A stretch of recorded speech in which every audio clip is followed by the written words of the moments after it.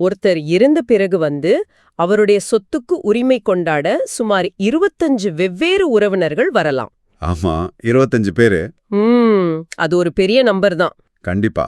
ஆனா பாத்தீங்கன்னா, பல நூற்றாண்டுகளுக்கு முன்பு எழுதப்பட்ட ஒரு மிக கடுமையான வளைந்து கொடுக்காத ஒரு கணிதச் சூத்திரம் அந்த 25 பேரில் வெறும் 5 பேரை மட்டுமே இறுதி பயனாளிகளா வடிகட்டுது. எக்ஸாக்ட்லி. மீதமுள்ள அனைவரையும் எந்த தெய்வ தாட்சிணியமும் இல்லாம இது வெளியேற்றிடுது. அதான், இது கேட்கவே சற்று அதிர்ச்சியாவும் இருக்கு. அதே சமயம் எப்படி இது சாத்தியம்ங்கிற ஆவலையும் தூண்டுது இல்லையா? ஆமா, நிச்சயமா தூண்டும். உங்களுக்காகவே பிரத்யேகமா வடிவமைக்கப்பட்ட இந்த ஆழமான அலசலுக்கு உங்களை வரவேற்கிறேன். இன்னைக்கு நாம இஸ்லாமிய வாரிசுரிமை சட்டங்களோட அடிப்படைகளை தான் ஆழமா அலச போறோம். அதாவது இந்த அமைப்பு வெறுமனே ஒரு சட்டம் அப்படின்னு நம்மளால கடந்து விட முடியாது. ரைட், ஒரு சட்டம் மட்டும் இல்ல. பாத்தீங்கன்னா, இது மனித உறவுகளோட ஆழத்தையும் சமூக பொருளாதார பொறுப்புகளையும் மிக துல்லியமா ஒரு மேப் மாதிரி வரைபடமாக்கும் முயற்சி அப்படின்னு தான் சொல்லணும். ஓ, ஒரு மேப் மாதிரி சொல்றீங்க. ஆமா, உணர்ச்சிகளுக்கெல்லாம் இங்க இடமே இல்ல. தர்க்கமும் அந்த கணக்கும் மட்டுமே இந்த சொத்து பகிர்வை தீர்மானிக்குது. அந்த தர்க்கத்தை தான் இன்னைக்கு நாம உடைத்து பார்க்க போறோம். இந்த தேடல்ல சொத்து யாருக்கு செல்லும், எவ்வளவு செல்லும் அப்படிங்கிற கணக்குகளுக்குள்ள நுழைவதற்கு முன்னாடி ஒரு முக்கியமான விஷயம் இருக்கு. என்னது? இந்த வளையத்துக்குள்ள ஒருவருக்கு எப்படி இடம் கிடைக்குது அப்படிங்கறது நாம புரிஞ்சுக்க வேண்டியிருக்கு. ஆமா, அந்த என்ட்ரி பாயிண்ட் ரொம்ப முக்கியம். என்னோட குறிப்புகளின்படி பாத்தீங்கன்னா, ஒருவருக்கு வாரிசாகும் தகுதி வர 3 வழிகள் இருக்கு. ஒன்னு வம்சாவழி தொடர்பு, அதாவது இரத்த உறவு. கரெக்ட். 2 திருமணத் தொடர்பு. இந்த இரண்டும் உலகளாவிய மனித சமூகங்கள் அனைத்திலுமே இருக்கக்கூடிய சாதாரணமான விஷயங்கள் தான். ஆனா அந்த 3வது வழிதான் ரொம்ப சுவாரஸ்யமானது. ஆமா, அது ஒப்பந்த அடிப்படையிலான தொடர்பு அப்படின்னு குறிப்பிடப்பட்டிருக்கு. இங்கதான் எனக்கு ஒரு சந்தேகம். ஒரு நிமிஷம், இது அக்காலத்துல வசதியானவங்க தங்களுடைய செல்வத்தை தங்களுக்குள்ளேயே வச்சுக்கவோ அல்லது தங்களுக்கு வேண்டப்பட்டவங்களுக்கு கொடுக்கவும் உருவாக்கின ஒரு சட்ட குறுக்கு வழி கிடையாதா? இல்ல, அப்படி ஒட்டுமொத்தமா இது ஒரு குறுக்கு வழி அப்படின்னு நம்ம நிராகரிச்சிட முடியாது. ஓ, அப்படியா? பின்னாடி வேற காரணம் இருக்கா? கண்டிப்பா. இதோட பின்னாடி இருக்கிற அன்றைய சமூக அமைப்பை நம்ம புரிஞ்சுக்க வேண்டியிருக்கு. இந்த ஒப்பந்த தொடர்பு பிரதானமா 2 வகைகள்ல செயல்பட்டது. 2 வகைகள், அதாவது ஒன்னு, எந்த ஒரு இரத்த உறவும் இல்லாத 2 நபர்கள் தங்களுக்குள்ள செய்து கொள்ளும் பரஸ்பர பாதுகாப்பு உடன்படிக்கை. ஓஹோ, அதாவது என் சொத்து உனக்கு, உன் சொத்து எனக்கு, என் கடனை நீ அடைக்கணும், உன் கடனை நான் அடைப்பேன் அப்படின்னு சொல்ற ஒரு வகை சமூக பாதுகாப்பு பத்திரம். அது ஒரு சமூக பாதுகாப்பு பத்திரம். அதாவது இன்றைய காலகட்டத்துல நாம எடுக்கிற இன்சூரன்ஸ் அல்லது ஒரு கூட்டு வியாபார ஒப்பந்தம் மாதிரி சொல்றீங்களா? ஏறக்குறைய அப்படிதான். இது ஒரு மியூச்சுவல் அக்ரிமெண்ட் மாதிரி. ஆனா இதை விட முக்கியமான ஒரு 2வது வகையான ஒப்பந்த தொடர்பு இருக்கு. அது என்ன? அது அடிமை உரிமை விடப்பட்டதால் ஏற்படும் தொடர்பு. பாத்தீங்கன்னா, வரலாற்றுல அடிமை முறை அப்படிங்கிறது சமூக பொருளாதார கட்டமைப்போட ஒரு அங்கமா இருந்த காலகட்டம் அது. ஆமா, கண்டிப்பா. ஒரு எஜமான் தன்னுடைய அடிமைக்கு சுதந்திரம் அளித்து அவரை சமுதாயத்துல ஒரு சுதந்திர மனிதரா உழவ விடும்போது அந்த சுதந்திரம் பெற்றவருக்கு பெரும்பாலும் எந்த இரத்த உறவுகளோ குடும்ப பின்னணியோ இருக்காது. ரைட், அவர் தனியாலா தான் இருப்பாரு. ஆமா, ஒருவேளை அவர் எந்த வாரிசு இல்லாம இறந்துட்டா அவரோட சொத்து என்னவாகும்? அரசாங்கத்துக்கு போயிடுமா? இல்ல, அவருக்கு வாழ்வளித்து சுதந்திரம் அளித்த அந்த முன்னாள் எஜமானனுக்கு அந்த சொத்து செல்லும். ஓ வாவ், முன்னாள் எஜமானனுக்கு போகுமா? ஆமா, இது வெறுமனே ஒரு சட்ட விதி மட்டும் கிடையாது. ஆதரவற்ற நிலையில சமூகத்துல விடப்படும் ஒரு மனிதருக்கு முன்னாள் எஜமானன் மூலம் தொடர்ந்து ஒரு சமூக பாதுகாப்பை உறுதி செய்யும் ஒரு ஏற்பாடு இது. ஒருவருக்கு ஒருவர் பொறுப்பேற்றுக் கொள்ளும் ஒரு அமைப்பு அப்படின்னு சொல்லலாம். ஒரு விஐபி கிளப்ல மெம்பர் ஆகிற மாதிரி இரத்த உறவு, திருமணம், ஒப்பந்தம் அப்படின்னு உள்ள வராங்க. சரி, இப்படி உள்ள வர்றவங்க எல்லாமே நிரந்தரமான வாரிசுகள் ஆகிடுவாங்களா? நிரந்தரமா அப்படின்னு சொல்ல முடியாது. அதாவது ஒரு முறை உள்ளே வந்துட்டா அந்த உரிமை எக்காலத்துக்கும் பறி போகாதா? ஏன்னா எந்த ஒரு அமைப்பா இருந்தாலும் தகுதி இழப்பு அப்படிங்கிறதுக்கான சில கடுமையான விதிகளும் இருக்குமே. அந்த விஐபி கிளப்ல இருந்து வெளியேற்றுறதுக்கு என்ன ரூல்ஸ்? நிச்சயமா இருக்கு. வாரிசுரிமையை தடுக்கும் 3 மிக முக்கியமான காரணிகள் சொல்லப்பட்டிருக்கு. 3 காரணிகள். முதலாவது அடிமைத்தனம். ஒரு அடிமைக்கு சொத்துரிமை கிடையாது. 2வது கொலை செய்தல். 3வது மதமாற்றம். இந்த 3ம் வெவ்வேறு தளங்கள்ல செயல்படுவதா தெரியுதே. குறிப்பா இந்த கொலை செய்தல் அப்படிங்கிற விதியை நாம எடுத்துப்போம். சரி, எடுத்துக்கலாம். கொன்றவன் கொல்லப்பட்டவனோட சொத்துக்கு வாரிசாக மாட்டான் அப்படிங்கிறது விதி. ஒருவேளை சொத்துக்காக ஒருவன் தன் தந்தையையோ அல்லது நெருங்கிய உறவினரையோ கொன்றுவிட்டால் அவனுக்கு அந்த சொத்துல எந்த பங்கும் கிடைக்காது. இது நியாயம்தான். சரி. ஆனா இது தவறுதலா நடக்கும் ஒரு விபத்தாக கூட இருக்கலாம் இல்லையா? அதற்கும் இதே கடுமையான தண்டனை தானா? அங்கதான் பாத்தீங்கன்னா இந்த சட்டத்தோட கடுமை வெளிப்படுது. ஓ, அப்ப அதுக்கும் தகுதி இழப்புதானா? ஒரு கொலை திட்டமிட்டு நடந்ததா அல்லது தவறுதலா நடந்ததா அப்படின்னு மனிதர்கள் நடத்தும் நீதிமன்றங்கள் தீர்மானிப்பதுல பல ஓட்டைகள் இருக்கலாம். ரைட், மனிதர்கள் தப்பு பண்ண வாய்ப்பு இருக்கு. தவறுதலா நடந்தது அப்படின்னு நாடகமாடி சொத்து அபகரிக்கும் வாய்ப்புகள் ரொம்ப அதிகம். இதனாலதான் இந்த விதி எந்த விதிவிலக்குகளையும் அளிப்பதில்லை. எந்த விதிவிலக்கும் இல்லையா? ரொம்ப ஸ்ட்ரிக்ட். ஆமா, கொலையாளி அப்படின்னு உறுதியாகிவிட்டால் அதன் பின் வாரிசுரிமை அடியோடு ரத்து செய்யப்படுது. குற்றத்தின் மூலம் ஒருத்தன் லாபம் அடைவதை முளையிலேயே கிள்ளி எறியும் ஒரு உளவியல் தர்க்கம் இது.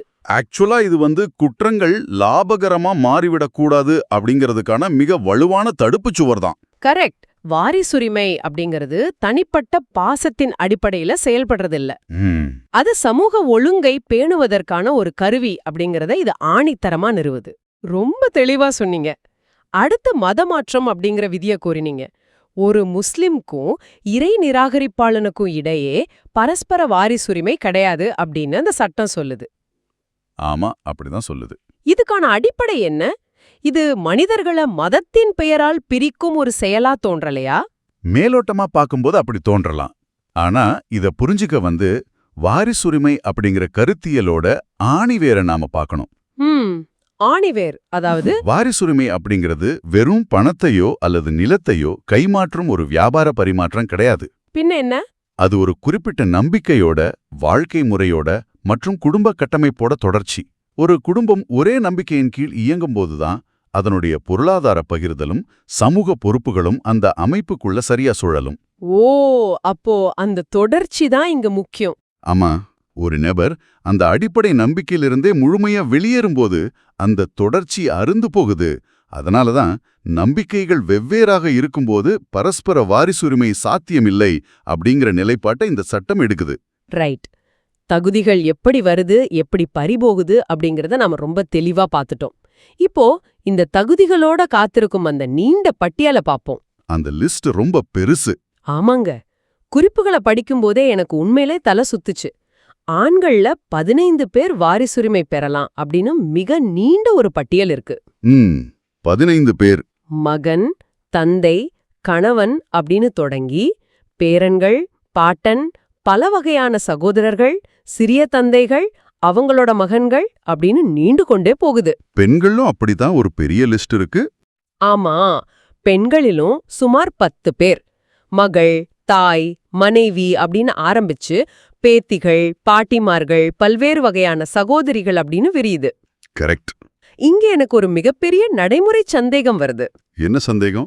இவ்ளோ பெரிய வலைய விரித்து இத்தனை உறவுகளையும் வாரிசுகள் அப்படின்னு சட்டப்பூர்வமா அங்கீகரித்தால் இறுதியில ஒரு 100 ஏக்கர் நிலத்தை பிரிக்கும்போது ஒவ்வொருவருக்கும் ஒரு புடி மண் கூட கிடைக்காத அளவுக்கு சொத்து சிதறிடாதான்?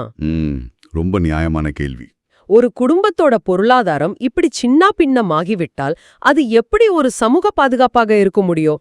நீங்க எழுப்பும் சந்தேகம் முற்றிலும் நியாயமானதுதான். அந்த பட்டியலை மட்டும் பார்த்தா சொத்து முடிவில்லாம பிரிந்து கொண்டே போகும் அப்படிங்கிற ஒரு மாயை உருவாகும். மாயையா? அப்போ அது உண்மை இல்லையா? ஆமா, அத்தனை பேரும் ஒரே நேரத்துல சொத்தை பெற்றுவிட முடியாது. இத சரி செய்வதற்கு தான் பாத்தீங்கன்னா மிக கடுமையான வடிகட்டும் முறை அல்லது தடுக்கும் விதி இங்கு பயன்படுத்தப்படுது. வடிகட்டும் முறையா?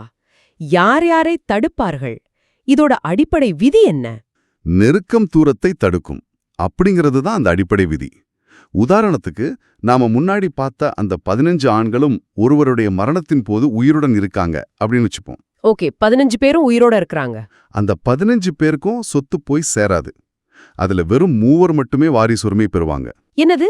அந்த 15 பேர்ல வெறும் 3 பேர் மட்டும்தானா? அவங்க யார் யார்? 1 மகன், 2 தந்தை, 3 கணவன், அவ்வளவுதான். மீதி உள்ளவங்க? மீதமுள்ள சகோதரர்கள், சிறிய தந்தைகள், அவர்களுடைய மகன்கள் என அந்த நீண்ட பட்டியல்ல உள்ள அனைவருமே இந்த மகன் அல்லது தந்தை உயிருடன் இருப்பதாலேயே முழுமையா தடுக்கப்படுவாங்க. மகனோட இருப்பு மற்ற அனைத்து கிளை உறவுகளையும் தடுத்து நிறுத்திடும். ஓ, அப்படி என்றால் பெண்களிலும் இதே நிலைதானா? அந்த 10 பெண்களும் உயிருடன் இருந்தால் என்ன நடக்கும்? பெண்களிலும் இதே போல ஒரு கடுமையான வடிகட்டல் உண்டு. அந்த 10 பெண்களும் உயிருடன் இருந்தா வெறும் 5 மட்டுமே சொத்தப் பெறுவாங்க. அந்த 5 பேர் யார் யார்? 1 மகள், 2 மகனின் மகள், 3 தாய், 4 மனைவி, 5 தாய் தந்தையர் ஒன்றுபட்ட சகோதரி. அப்போ பாட்டிமார்கள் எல்லாம்? மற்ற அனைவரும், அதாவது பாட்டிமார்கள், மற்ற சகோதரிகள் போன்றவங்க எல்லாம் இந்த நெருங்கிய உறவுகளால் தடுக்கப்படுவாங்க. இதுல இன்னொரு மிக முக்கியமான ஒட்டுமொத்த இறுதி விதி ஒன்னு இருக்கு. இறுதி விதியா? அதென்ன? மேற்சொன்ன ஆண்கள் பெண்கள் என அனைவரும் ஒரே நேரத்துல உயிருடன் இருந்தால் ஒட்டுமொத்தமா அந்த பெரிய கூட்டத்திலிருந்து வெறும் 5 பேர் மட்டுமே இறுதியா பங்கப் பெறுவாங்க. அதாவது ஒட்டுமொத்த உறவினர்களும் நின்றாலும் அந்த 5 பேருக்கு மட்டும்தான் சொத்து போய் சேரும். ஆமா. அந்த இறுதி 5 பேர் யாரு? 1 தந்தை, 2 தாய், 3 மகன், 4 மகள், 5 கணவன் அல்லது மனைவி. இந்த 5 தவிர சிறிய தந்தை, சகோதரர்கள், பாட்டன், பாட்டி என மற்ற அத்தனை உறவுகளும் உரிமையை இழந்துருவாங்க. இத பாக்கும்போது எனக்கு ஒரு சூரிய குடும்பத்தோட அமைப்பு தான் ஞாபகத்துக்கு வருது. சூரிய குடும்பம்? சுவாரஸ்யமான ஒப்பீடு. எப்படி சொல்றீங்க? அதாவது ஒரு சூரிய குடும்பத்துல மையத்துல சூரியன் இருக்கும். அந்த சூரியன் தான் சொத்துன்னு வச்சுப்போம். தாய், தந்தை, மகன், மகள், துணைவர் ஆகிய 5 பேரும் சூரியனுக்கு மிக அருகில் உள்ள கோள்கள் மாதிரி. ரைட். அவங்க எப்பவுமே அந்த ஒழிய, அதாவது சொத்தை பெறுவாங்க. மற்ற உறவுகளான சிறிய தந்தை, தூரத்து சகோதரர்கள் எல்லாம் தொலைதூர கோள்கள் மாதிரி. கரெக்ட். உள்ள இருக்கிறவங்க இல்லாத போது மட்டுமே அந்த தொலைதூர கோள்களுக்கு வெளிச்சம் கிடைக்கும். என் புரிதல் சரியா இருக்கா? மிகச் சிறப்பான ஒப்பீடு இது. இதுதான் அந்த அமைப்போட துல்லியமான தர்க்கம். இது 2 விஷயங்களை ஒரே நேரத்துல மிக நேர்த்தியா சாதிக்குது. 2 விஷயங்கள். முதலாவது என்ன? முதலாவது, ஒருவருக்கு பிறகு அவரது மனைவி, குழந்தைகள் மற்றும் வயதான பெற்றோர்கள் எந்த காரணத்திற்கொண்டும் நடுத்தெருவுல நிக்கக்கூடாது அப்படிங்கறத இது உத்தரவாதம் படுத்துது. அதனாலதான் நெருங்கிய குடும்ப உறுப்பினர்களோட பாதுகாப்பை இந்த சட்டம் இரும்புக்கரம் கொண்டு உறுதி செய்யுது. அது ரொம்ப முக்கியம். 2வது விஷயம் என்ன?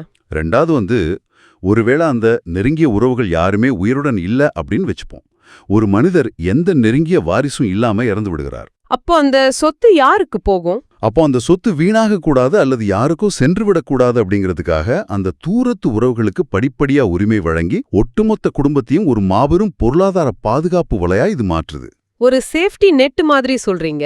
எக்ஸாக்ட்லி. ஒரு காலத்துல அரேபிய பழங்குடி சமூகங்கள்ல எந்த அரசும் இல்ல. குடும்பமும் உறவுமுறை பிணைப்புமே அரசா செயல்பட்டன. அதனாலதான் இவ்ளோ பெரிய பட்டியலை அவங்க வைத்திருக்க வேண்டிய அவசியம் இருந்தது. இது உண்மையிலேயே மலைக்க வைக்கும் ஒரு வடிவமைப்பு தான். சொத்து பல துண்டுகளா சிதறிவிடும் அப்படிங்கிற என் பயத்தை இந்த சூரிய குடும்பத்து வடிகட்டும் முறை முற்றிலும் போக்கிடுச்சு. சரி, இப்போ யாருக்கு பங்கு உண்டு, யார் யாரால் தடுக்கப்படுவார்கள் அப்படிங்கறத நம்ம தெளிவா தீர்மானித்து விட்டோம். ஆமா, அடுத்தது என்ன? அடுத்ததா மிக முக்கியமான பகுதிக்கு வருவோம். உள்ளே இருக்கும் அந்த தகுதியான வாரிசுகளுக்கு சொத்து எவ்வாறு பிரித்தளிக்கப்படுது, ஏதோ நிலையான பங்கு என்றெல்லாம் குறிப்புகள்ல பார்த்தனே, அந்த கணக்கீட்டு முறைக்கு செல்வோமா? கட்டாயமா.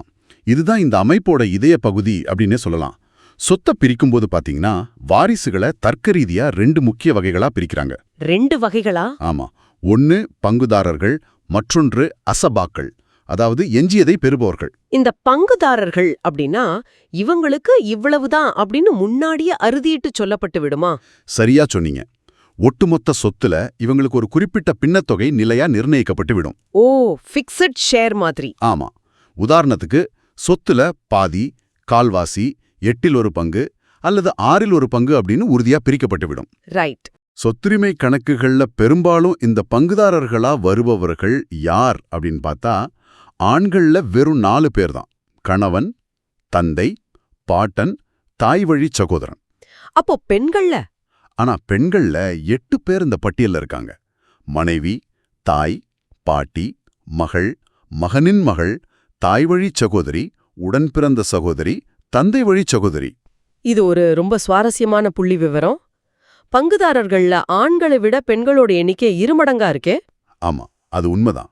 இது தற்செயலா நடந்ததா அல்லது இதன் பின்னால் ஏதேனும் திட்டவட்டமான காரணம் இருக்கா? மேலும் இந்த அசபாக்கள் அப்படின்னு சொன்னீங்களே, அவங்க யார் அப்படிங்கிற என் முந்தைய கேள்வியும் அப்படியே இருக்கு. இது தற்செயலானது அல்ல. மிகவும் திட்டமிடப்பட்ட ஒரு சமூக பொருளாதார சமநிலை. உங்க 2 கேள்விகளுக்கும் விடை ஒன்றோடொன்று தொடர்புடையதுதான். அப்படியா? எப்படி? முதல்ல அசபாக்கள் யார் அப்படின்னு பார்ப்போம். இந்த குறிப்பிட்ட பங்குதாரர்களுக்கு அவங்களுடைய நிலையான பங்கை கொடுத்த பிறகு மீதம் ஏதாவது சொத்து இருந்தால் அந்த எஞ்சிய முழு சொத்தையும் பெறுபவர்கள்தான் அசபாக்கள். ஓ, மீதி இருக்கிறத எடுத்துப்பாங்க. ஆமா, பெரும்பாலும் மகன், மகனின் மகன், சிறிய தந்தை போன்ற ஆண் உறவுகள்தான் இந்த அசபாக்களா வருவாங்க. ஒரு நிமிஷம், இத நான் நமது பாரம்பரிய விவசாய முறையோட ஒப்பிட்டு பார்க்க விரும்புறேன். சொல்லுங்க. ஒரு நிலத்துல விவசாயம் நடக்கும்போது நிலத்தோட உரிமையாளருக்கும் விதை கொடுத்தவருக்கும் எவ்வளோ மூட்டை நெல் அப்படின்னு குத்தகை அல்லது நிலையான பங்கு முன்னமே முடிவாகிடும் இல்லையா? ஆமா, முடிவாகிடும். விளைச்சல் எப்படி இருந்தாலும் அவங்களுக்கு அந்த பங்கு போயிடும். இத நீங்க சொல்லும் பங்குதாரர்கள் போல. கரெக்ட். மீதமுள்ள விளைச்சலை எடுத்துக்கொள்பவர் தான் அந்த நிலத்துல உழைத்த விவசாயி. விளைச்சல் அமோகமா இருந்தா அவர் லாபம் அடைவார், விளைச்சல் குறைந்து விட்டால் அவர்தான் நட்டத்தை சுமப்பார். இதுதான் அசபாக்கள் செய்யும் வேலையா? மிகவும் பொருத்தமான ஒப்பீடு இது. இந்த விவசாய விளைச்சல்ல வரும் அதே தர்க்கம் தான் இங்கும் செயல்படுது. பெண்களை ஏன் பெரும்பாலும் நிலையான பங்குதாரர்களா வச்சிருக்காங்க அப்படிங்கிறதுக்கான விடையும் இதுதான். எப்படி? பாரம்பரிய சமூகங்கள்ல பொருளாதார பாதுகாப்பற்ற நிலையிலும் மற்றவர்களை சார்ந்து வாழும் நிலையிலும் பெண்களும் முதியோர்களும் இருந்தாங்க. ஆமா, அது உண்மைதான். அவங்களுக்கு நிலையான பங்கு கொடுத்து விடுவது ஒரு பாதுகாப்பான அடித்தளத்தை அமைத்து கொடுக்குது. எஞ்சியிருக்கும் சொத்துக்காக அவங்க மற்றவர்களோடு மல்லுக்கட்ட வேண்டியதில்லை. அவங்களோட சதவீதம் சட்டத்தால் முத்திரையிடப்பட்டிருக்கு. அப்படியென்றால் எஞ்சியதை எடுக்கும் அசபாக்களுக்கு குடும்பத்தோட நிதிச்சுமையை சுமக்கும் பொறுப்பு இருக்கிறதால அவங்க அந்த ரிஸ்கை எதிர்கொள்றாங்க அப்படின்னு சொல்றீங்க. எக்ஸாக்ட்லி. ஆனா ஒரு வாதத்துக்காக கேக்குறேன். கேளுங்க. நிலையான பங்குகள் எல்லாம் போக மீதம் இருக்கும் சொத்து ஒரு மிகப்பெரிய தொகையா இருந்தா அது அந்த அசபாக்களுக்கு, அதாவது அந்த ஆண்களுக்கு செல்லும் ஒரு பெரும் லாபம் கிடையாதா? இது ஒரு மறைமுகமான ஏற்றத்தாழ்வு அல்லவா? நீங்க சொல்றது ஒரு சாத்தியக்கூறு தான், அதை மறுப்பதற்கில்லை. சில நேரங்கள்ல பங்குதாரர்களுக்கு போக மீதம் இருப்பது மிகப்பெரிய தொகையா இருக்கலாம். அதை அசபாக்கள் முழுமையா எடுத்துக்குவாங்க. ஆனா நாணயத்தோட மறுபக்கத்தையும் நாம பார்க்கணும். பல நேரங்கள்ல நிலையான பங்குதாரர்களுக்கு அவங்களுடைய பங்கு கொடுத்த பிறகு அசபாக்களுக்கு ஒண்ணுமே இல்லாம போவதும் உண்டு. ஓ, அப்படியும் நடக்குமா? ஆமா, அல்லது மிகச்சிறிய அளவே கிடைப்பதும் உண்டு. குடும்பத்தோடு அனைத்து பெண்களையும் குழந்தைகளையும் பராமரிக்கும் முழுமையான பொருளாதார பொறுப்பு பாரம்பரியமா ஆண்களின் மீது சுமத்தப்பட்டிருந்ததால எஞ்சியதை எடுக்கும் அந்த நெகிழ்வுத்தன்மை அவர்களுக்கு வழங்கப்பட்டது. ரைட். இது ஒரு உறுதிப்படுத்தப்பட்ட மற்றும் எஞ்சிய பகிர்வு முறை. இப்போ எனக்கு இது ரொம்ப தெளிவா புரியுது. பாதுகாப்பற்றவர்களுக்கு ஒரு நிலையான உத்தரவாதம், பொறுப்புகளை சுமப்பவர்களுக்கு எஞ்சியவற்றை பெறும் வாய்ப்பு அல்லது ஆபத்து. ஒரு மிக நுட்பமான பொருளாதார சமநிலைதான் இது. கண்டிப்பா. சரி, நாம இந்த ஆழமான தேடலோட இறுதி பகுதிக்கு வந்துட்டோம். இன்னைக்கு நாம கடந்து வந்த பாதைய ஒரு முறை திரும்பி பார்க்கலாம். ஒருவரோட சொத்துக்கு வாரிசாவதற்கான வழிகள் வம்சாவழியாகவும் திருமணமாகவும் சமூக பாதுகாப்பை உறுதி செய்யும் ஒப்பந்தங்களாகவும் விரிவடைவதை பார்த்தோம். ஆமா. அதைத் தொடர்ந்து குற்றத்தின் மூலம் லாபம் அடைவதை தடுக்கும் மிக கடுமையான கொலைக்கான தகுதி இழப்பு விதியை அலசினோம். பின்னர் 25 உறவுகள் வரை நீளும் அந்த பிரம்மாண்டமான பட்டியலை பார்த்து மலைத்தோம். அந்த லிஸ்ட் ரொம்ப பெருசுதான். ஆனா சூரிய குடும்பம் மாதிரி செயல்படும் அந்த வடிகட்டு முறை எப்படி சொத்து சிதறிப்போவதை தடுத்து உண்மையா தேவையுள்ள நெருங்கிய உறவுகளுக்கு அதை கொண்டு சேர்க்குது அப்படிங்கிற அந்த துல்லியமான கணக்கீட்டை புரிஞ்சுக்கிட்டோம். கரெக்ட். இறுதியா விவசாய விளைச்சலோட பங்கு பிரிப்ப போல நிலையான பங்குதாரர்களுக்கும் எஞ்சியதை ஏற்கும் அசாப்பாக்களுக்கும் இடையிலான அந்த சமநிலை பொருளாதார பகிர்வையும் பார்த்தோம். ரொம்ப அழகா தொகுத்து சொல்லிட்டீங்க. நன்றி.